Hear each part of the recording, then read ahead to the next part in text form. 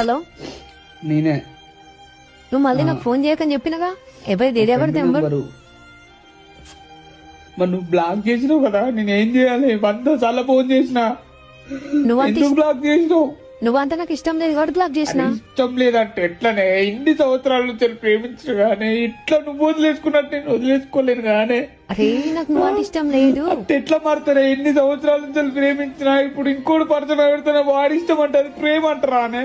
అరే మొన్నటి అంటే ఎన్ని సంవత్సరాల నుంచి నటించినావా? కానీ నేను అట్లా నటించలే.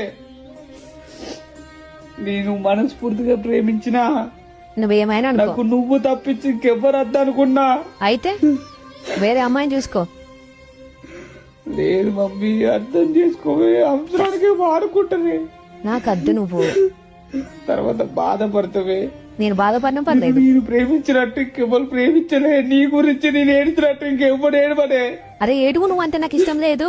అర్థం చేసుకోవే. నాకు వెనుక ముందు నేనేం అర్థం చేసుకోను. నాకు నువ్వేనా ప్రపంచం అనుకుంటా. అద్దు, నువ్వు నాకు తప్పించి ఇంకెవ్వరు లేరు.